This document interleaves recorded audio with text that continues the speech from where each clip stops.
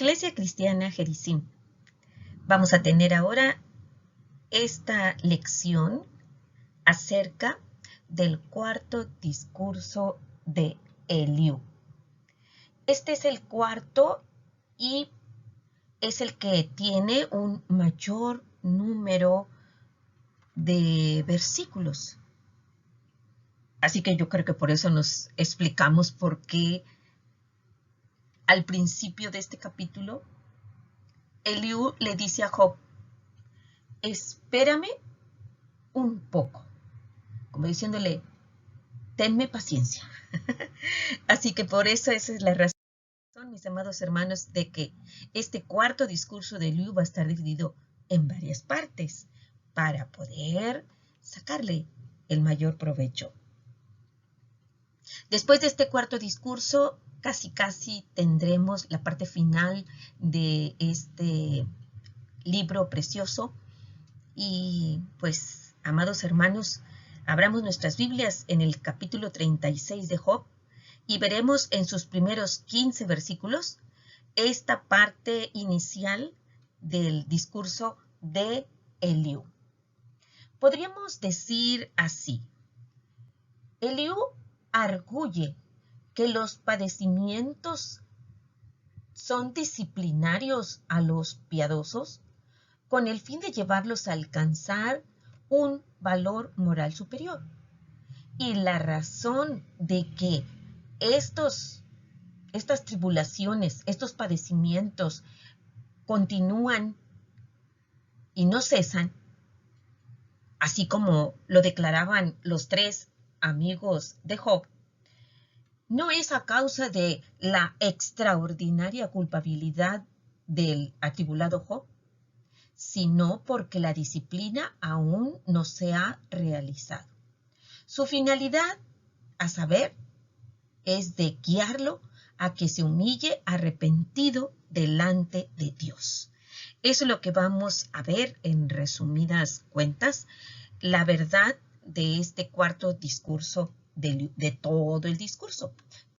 Pero de este segmento podremos afirmar así: el creyente en Dios comprende que la adversidad es como un fuego por medio del cual lo purifica. Así es lo que vamos a aprender en esta lección. Y vamos a entrar de lleno ya a cada uno de los versículos del discurso de Eliú, porque ya fue dado previamente una introducción en el estudio anterior.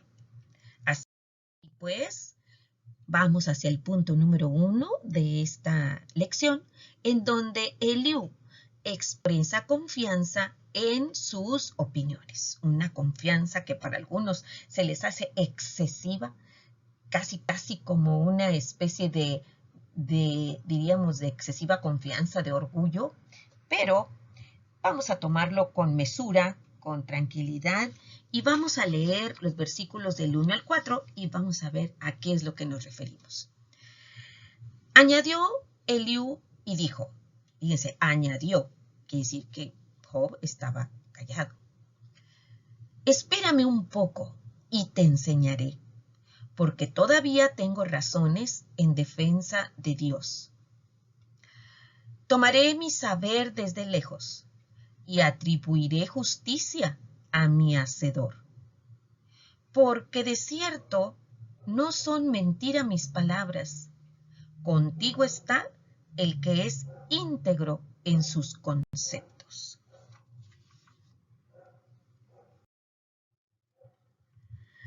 Cuando el joven consejero empezó su cuarta disertación, estaba tan lleno de ideas que quería compartir a Job, que le pidió que no se impacientara, pues le dijo: espérame un poco. Y esto es una frase que encontramos en el versículo 2. Todavía tenía más que decir para defender a Dios, para defender la justicia de Dios. Exudando, era así, rebosando confianza en sí mismo, como le leemos allí en el versículo 36, 4, cuando dice, contigo está el que es íntegro en sus conceptos. De cierto, no son mentira mis palabras. Dijo que su saber venía de lejos, es decir, que tenía una amplia gama de conocimientos. En contraste con Job, que según dijo Eliú en 2 ocasiones, carecía de sabiduría. Entonces aquí como que Eliú está diciendo que tenía él más conocimientos, más fuentes, por decirlo así, por medio de los cuales iba él a expresarle a Job su defensa de la justicia de Dios. Esa frase de que Job carecía de sabiduría lo encontramos en Job 34:35 y en el 35:16. En el 34:35 dice así, que Job no habla con sabiduría y que sus palabras no son con entendimiento. Ahí estaba ya en cierta medida pensando en que Job había hablado intempestivamente, sin sabiduría. En el 35:16 dice, por eso Job abre su boca vanamente y multiplica palabras sin sabiduría. La principal preocupación de Eliú, como había sido antes, era exaltar la justicia divina. De nueva cuenta, en estos 4 versículos, se refiere al Señor llamándolo y buscamos en la línea B, la segunda línea de este versículo 3, le llama mi hacedor. Bien, escribimos en la línea hacedor. Sin un ápice de humildad, Eliú afirmó que sus palabras eran verdaderas. Y en la segunda línea del versículo 4 expresa, contigo está el que es íntegro en sus conceptos. Sin embargo, estas últimas palabras pueden referirse a Dios como sin duda lo hace en 37:16. Y buscamos en 37:16, dice así, ¿has conocido tú las diferencias de las nubes, las maravillas del perfecto en sabiduría? Fíjense cómo está escrito la palabra perfecto con mayúscula, igual como hacedor con mayúscula, haciendo referencia a Dios. Igual como cuando se le dice el Altísimo, ¿verdad? Este punto de vista se apoya en las recientemente descubiertas tablillas de Ebla. Yo no había escuchado, amados hermanos, estas tablillas de Ebla, pero podemos nosotros encontrar esta información de la fuente más a la mano que tenemos quienes contamos con una computadora, que es Wikipedia. Entonces, sabemos de Ebla, porque dicen las tablillas de Ebla, para poder afirmar esto de que cuando Eliú dice, contigo está el que es íntegro en sus conceptos, que se refería no tanto a él mismo, sino a Dios. Y entonces el comentarista menciona que este punto de vista se apoya en estas tablillas. Bueno, ¿qué es Ebla? Ebla es una ciudad antigua cuyas ruinas están localizadas en el norte de Siria, a unos 55 kilómetros al sureste de Alepo. Fue una importante ciudad-estado en 2 períodos. Primero en el 3000 a.C. y especialmente entre los años 2400 y 2250 a.C., cuando se conocen de ella diversos reyes, varias bibliotecas e importantes documentos epigráficos. continúa su existencia entre el 1800 y el 1650 a.C., pero ya perdida su independencia y relieve. El sitio es conocido hoy como Tel Mardik y es sobre todo famoso por los archivos con más de 20.000 tablillas cuneiformes. Las ruinas de Elba las ven ustedes así, han sido estudiadas bastante a fondo las ruinas de esta ciudad, y estas tablillas cuneiformes son como las que les estoy mostrando en la imagen del lado derecho. Estas tablillas cuneiformes están datadas de alrededor del 2250 a.C. Están escritas en sumerio y en heblaíta, una variante lingüística del idioma semítico oriental. Buena parte de los materiales epigráficos se encuentran en el vecino Museo Regional de Idlib, en Siria.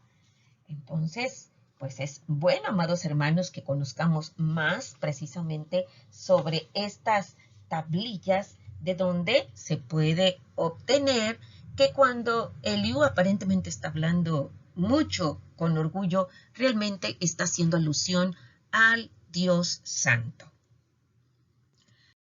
Pasamos ahora al punto número 2. Eliú diserta acerca de que los tratos justos de Dios es tanto con pecadores como con rectos, y los describe estos tratos justos. Lo leemos en los versículos del 5 al 7, que dice así: He aquí que Dios es grande, pero no desestima a nadie. Es poderoso en fuerza de sabiduría. No otorgará vida al impío, pero a los afligidos dará su derecho. No apartará de los justos sus ojos. Antes bien, con los reyes los pondrá en trono para siempre y serán exaltados.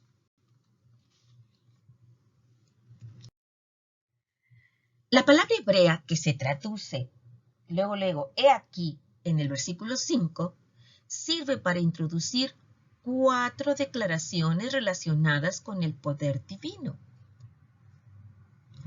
Aunque Dios es justo, no por eso deja de ser grande y poderoso. Y aunque es poderoso, no carece de misericordia, porque no desestima, no desprecia a nadie. Y eso lo leímos claramente en el versículo 5. Así que existe la noción de que en otras culturas, en los ídolos, en esos dioses, son benévolos para con el rico, para con el fuerte, pero no para el débil o el pobre. Y aquí dice, no desestima a nadie. Entonces, esta es la primera declaración que encontramos precisamente en estos versículos del 5 al 7. De nueva cuenta, Eliú se puso del lado de los 3 agotados debatientes al sostener que Dios no otorgará vida al impío. Es decir, Él no permite que viva. Nos adelantamos al versículo 14, donde dice, fallecerá el alma de ellos, o sea, de los hipócritas, porque está hablando aquí de los pecadores, en su juventud y su vida entre los sodomitas. En contraste con la insistencia de Job de que muchos pecadores viven prosperando hasta una vida muy provecta. Amado hermano, yo no había escuchado ese término de provecta, vida provecta, o también es un adjetivo en masculino provecto. Mire las acepciones que nos muestra el diccionario de la Real Academia Española. Provecto es caduco, viejo, esa es una acepción. Otra acepción es esta, maduro, entrado en días. Entonces, podemos ver como aquí que el adjetivo se aplica a una vida provecta o muy provecta o una edad provecta, aquel que vive muchos días. Muchos días. ¿Y en qué capítulo Job expresa con amargura acerca de que los pecadores, los impíos, viven prosperando hasta una vida muy avanzada? Pues nada menos que en el capítulo 21. Miren, se les va a hacer conocido porque precisamente ya estudiamos este capítulo. Dice así: ¿por qué viven los impíos y se envejecen y aún crecen en riquezas? Y ahora del 27 al 33. He aquí yo conozco vuestros pensamientos y las imaginaciones que contra mí forjáis. Porque decís, ¿qué hay de la casa del príncipe? ¿Y qué de la tienda de las moradas de los impíos? ¿No habéis preguntado a los que pasan por los caminos y no habéis conocido su respuesta? ¿Que el malo es preservado en el día de la destrucción? Guardado será en el día de la ira. ¿Quién le denunciará en su cara su camino? Y de lo que él hizo, ¿quién le dará el pago? Porque llevado será a los sepulcros, y sobre su túmulo, ¿se acuerdan ustedes que es ese montecillo de tierra que se hace sobre las tumbas? Estará velando. Los terrones del valle le serán dulces. Tras de él será llevado todo hombre, y antes de él han sido innumerables. En la imagen, ustedes tienen aquí a un sumo sacerdote de edad muy provecta llamado Eliasib, y pues vivió mucho tiempo y, por decir así, se levantó como obstáculo para el ministerio de Nehemías. Así que en el capítulo 13 de Nehemías se menciona un papel muy maligno que desarrolló en contra de Nehemías durante la construcción del templo, porque emparentó con uno de los enemigos del pueblo de Israel, del pueblo Judá de aquel entonces, que era Tobías, ¿verdad? Bueno, continuamos. Por otro lado, Eliú afirmó que a los afligidos justos, o a los justos que son afligidos, Dios dará su... Y este es un hermoso versículo, amado hermano. En el versículo 6 leímos: a los afligidos dará su derecho, justicia, al restaurarlos, que les otorga merecidas bendiciones, que los vigila de cerca, ¿verdad? Los vigila de cerca porque dice, no apartará de los justos sus ojos y cuida de ellos. Aunque Job pensaba que esto no era cierto en su caso, y lo podemos ver en estas dos citas que son el 29:2 y el 10:12. Job había expresado: ¿quién me volviese como en los meses pasados, como en los días en que Dios me guardaba? Y en el Job 10:12 dice, vida y misericordia me concediste, y tu cuidado guardó mi espíritu. Entonces Job sentía que Dios lo guardaba, que Dios lo cuidaba, ¿verdad? Así lo expresó Job ahora en su tiempo de aflicción. A esos justos a los cuales Dios les otorgaba su favor, su cuidado, con los reyes los pondrá y serán exaltados. Usted recordará, mi amado hermano, de cuando estudiamos la vida del rey David, o de David cuando ya era rey, cómo él se trajo de Lodebar a Mefiboset, ¿se acuerda? Y cómo vivió allá en el infortunio, en la pobreza, este hijo de Jonatán. Pero David lo trajo, Dios hizo que, así me lo imagino yo, que David se acordara de buscar la familia de Jonatán, su amigo, y trajeron a su presencia a Mefiboset, como lo estamos viendo aquí, el cual era cojo, si usted lo recuerda, ¿verdad? ¿Y qué era para qué lo mandó a traer? Para que se sentara a su mesa y que todo el tiempo que David estuvo en su palacio, ahí estuvo Mefiboset comiendo en su presencia, ¿verdad? Esto se parece mucho a los argumentos esgrimidos por los otros tres, en el sentido, o sea, con los otros tres entiéndase, Elifaz, Bildad y Zofar, en el sentido de que el Señor siempre premia a la gente durante su vida, conforme a su conducta. Job, como se ve en el capítulo 27, no cuestionó la práctica de la justicia divina en general, pero sí desafió los puntos de vista de que el Omnipotente siempre aplica la justicia antes de la muerte. La palabra es siempre, sí lo hace, como en el caso de Absalón, ¿se acuerda? Cómo murió joven y cómo por levantarse y levantar su mano para derrocar a su padre, pues murió joven, ¿verdad? Entonces, no siempre, decía Job, se aplica la justicia antes de la muerte y que el Señor estaba siendo justo con él. Eso es lo que Job desafió. Pasamos al punto número 3. Ahora vamos a dosificar este pasaje del 8 al 12, en donde encontramos el propósito de Dios en el sufrimiento. ¿Y cuál es el propósito de Dios en el sufrimiento? En el discurso de Eliú lo desarrolla así: conducir a la gente a arrepentirse de la soberbia.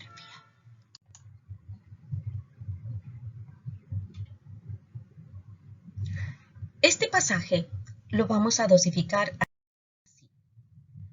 Primero, los versículos del 8 al 10.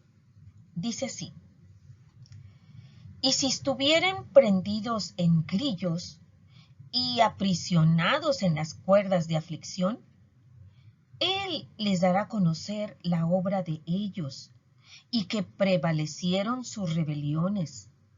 Despierta además el oído de ellos para la corrección y les dice que se conviertan de la iniquidad. Algunas veces los rectos, y hacemos una aclaración, los verbos en plural probablemente se refieren a los justos mencionados en el versículo 7, en la línea A, donde dice, no apartará de los justos sus ojos, ¿verdad? Y luego el 8 dice, y si estuvieren prendidos en grillos, ¿verdad? Entonces, los rectos sufren pruebas como si estuvieran prendidos en, según el versículo 8, línea A, prendidos en grillos. No crea, hermano, que son los grillos los insectos, son grilletes, o sea, los que aprisionan las muñecas y permiten el encadenamiento de las personas, ¿verdad? Prendidos en grillos y están sujetos a la aflicción como aprisionados con, en el 8, línea B, dice, cuerdas al hecho del dolor. El término aflicción, cuerdas de aflicción, es aní, una persona, un ser débil o pobre. Ser débil o pobre. Cuando Dios aflige a los justos, no los abandona, porque lo acabamos de leer en el versículo 7. Y el ejemplo, hay muchos ejemplos en la Biblia, pero ahorita el que me vino a la mente fue precisamente el rey Ezequías. Enfermó y Dios no lo abandonó porque le envió al profeta Isaías para decirle la razón o decirle, ordena tu casa porque de cierto morirás. Y allí es donde podemos ver cómo dio pie al arrepentimiento, al lloro abundante de Ezequías y a pedirle, a rogarle al Señor más tiempo de vida, ¿verdad? Entonces, cuando Dios aflige a los justos, no los abandona. Por medio de las pruebas, llama su atención a su mala conducta, porque en el versículo 9, en la línea A, dice, les dará a conocer la obra, sus obras, sus hechos, la obra de ellos, ¿verdad? A sus transgresiones y rebeliones. En la Biblia, Nueva Versión Internacional 99, dice arrogancia, ¿verdad? Prevalecieron, que literalmente cuando dice que prevalecieron, significa mostrarse fuertes. Forma del verbo gabar, ser fuerte. Delante de Dios, que una persona se muestre fuerte, significa que se jacta ante Él. Y me acuerdo mucho la posición, las palabras y cómo estaba en el templo allá el fariseo. ¿Se acuerdan ustedes? En su oración. Se mostraba fuerte. Como Eliú anteriormente, en el 33:17, buscamos el versículo 33:17 que dice, para quitar el hombre de su obra y apartar del varón la soberbia. Uno de los propósitos de Dios al afligir a los suyos es quitar su orgullo, su soberbia, su arrogancia. Y a este respecto, por eso les pongo aquí a este rey, Urías, que fue grandemente bendecido por Dios, pero en su arrogancia quiso ofrecer incienso. Y intentó hacer a un lado los sacerdotes y ser él el que ofrecía el incienso en el templo. Y entonces Dios lo castigó con lepra en su cara. Y nunca se le quitó, murió leproso, ¿verdad? Entonces, allí Dios enseguida aflige a los suyos para quitarles su orgullo.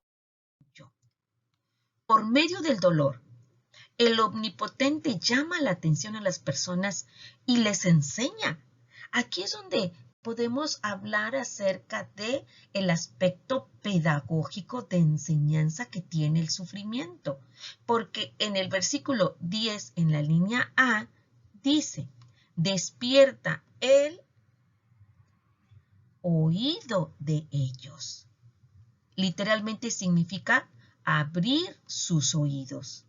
Y entonces el pensar que puede estar en riesgo de morir hace reflexionar a una persona, le llama la atención, piensa en sus hechos y ahí es donde le pide a Dios que lo sane, que lo salve, como en el caso de Ezequías, ¿verdad? Para de esa manera reconsiderar sus caminos. Ahora leeremos los versículos 11 y 12. Seguimos con que Dios tiene en enseñanza a los justos en aflicción. Dice, si oyeren y les sirvieren, acabarán sus días en bienestar y sus años en dicha. Pero si no oyeren, serán pasados a espada y perecerán sin sabiduría. Eliú sugirió que los santos que sufren, que escuchan a Dios y de nueva cuenta deciden obedecerle y servirle, acabarán sus días en bienestar y, de acuerdo al versículo 11, en la última de las líneas, es dicha, ¿verdad? Dios le agregó al rey Ezequías sus 15 años, ¿verdad? Aproximadamente. Aprender del sufrimiento y dejar la soberbia es el punto que Eliú había enfatizado anteriormente en el capítulo 33. Esto se parece a la teología de los otros tres. Pero aquellos hicieron hincapié en que Job era culpable de haber cometido acciones pecaminosas y le dieron el listado. Y se acuerdan ustedes, eran cosas muy duras las que estos tres casi adversarios le decían a Job. Mientras que Eliú estaba más preocupado por su actitud soberbia. Pero si los creyentes no hieren y en su jactancia se rehúsan a aprender de las aflicciones provocadas por la divinidad, debido a una disciplina correctiva, serán pasados a espada y perecerán sin esa enseñanza, sin esa lección de sabiduría que Dios quería que obtuvieran. Y esto está claramente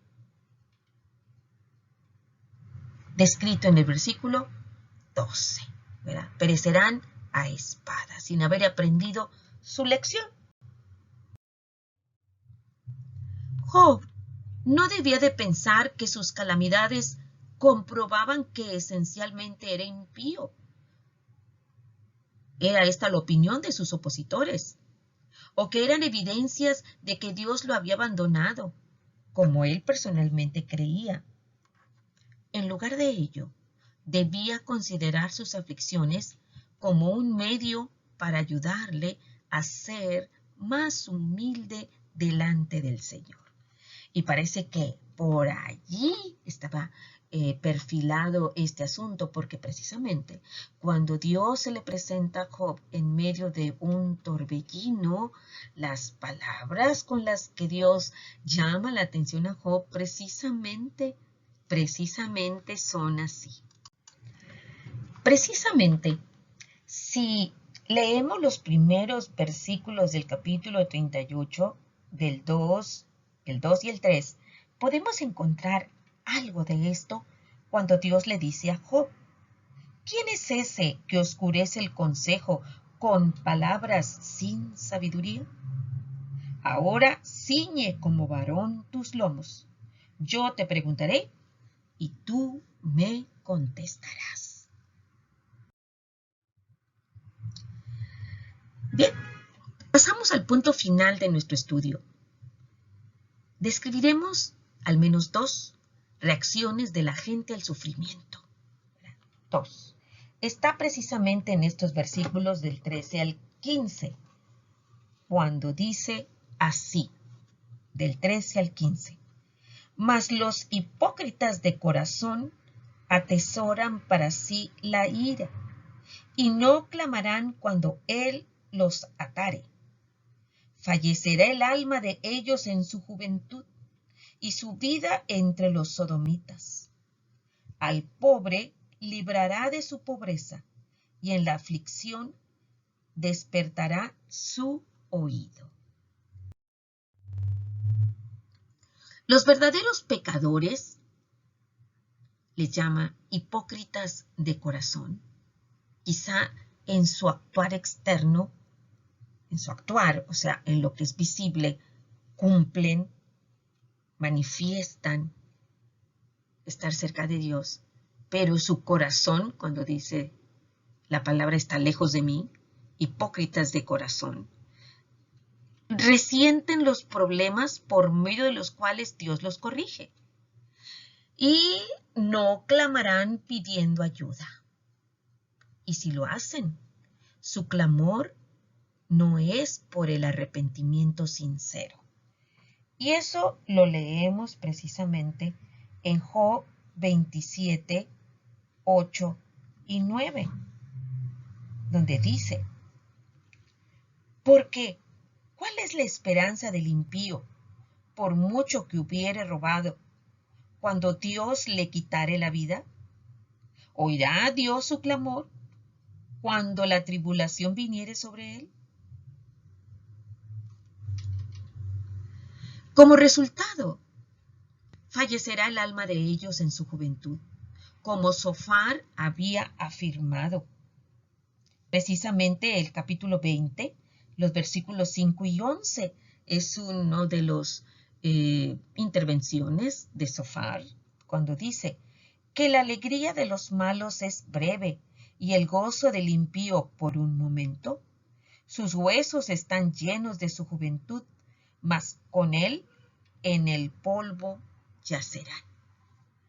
Son tratados en el juicio como endurecidos pecadores, comparables a los sodomitas, endurecidos, estos es una comparación muy fuerte, eran varones que se habían prostituido en los altares paganos, eran pecadores empedernidos, y ahí, esa es la comparación con la que hacen precisamente de estos, los que llama hipócritas de corazón. Por otro lado, Dios liberará a aquellos que son afligidos. Nuevamente aparece el término aní, pobre, afligido, y la frase despertará su oído. Buscamos qué versículo es despertará su oído. En el versículo 15 es traducción literal de Él les habla. Y es evidente que ellos le escuchan, y precisamente cuando le escuchan, le obedecen. Le obedecen. Así es, entonces, aquí empezamos con esta parte 1 del discurso más largo de Eliú, en donde nos muestra el carácter pedagógico de enseñanza que tiene el sufrimiento. Eliú mantuvo que Dios libra al creyente arrepentido de los aprietos o situaciones que lo oprimen. Precisamente esto, el arrepentimiento, lo tenemos aquí. A Ezequías enfermo, Ezequías arrepentido, Dios lo sana, va al templo y precisamente en el camino, Isaías recibe la voz de Dios diciéndole que se regrese a la casa del rey Ezequías, y entonces es donde escucha Ezequías que su voz ha sido oída y que Dios lo ha librado de la muerte. Entonces, el resultado de esa prueba, ya sea la muerte o la liberación, la salud, ¿de qué depende? Depende del corazón de cada persona. Depende del corazón de cada uno y de su reacción a las dificultades. Hay quien ante los problemas, ante la adversidad o la tribulación, como dice ahí, prevalecen, se hacen fuertes y no se humillan, no buscan a Dios. ¿Qué ocurre entonces? Pues viene más problemas y al final inclusive dice la muerte. Así que no seamos duros de cerviz. Si estamos pasando alguna tribulación, alguna aflicción, acerquémonos al trono de la gracia, porque dice el salmista que el corazón contrito y humillado no lo despreciará el Señor. Lo acabamos de leer precisamente en este capítulo, cuando dice que nuestro Dios precisamente no desestima a nadie, no desecha a nadie que se arrepiente. Que Dios nos dé la capacidad para recordar esta preciosa enseñanza cuando sea necesario. Que Dios les siga bendiciendo.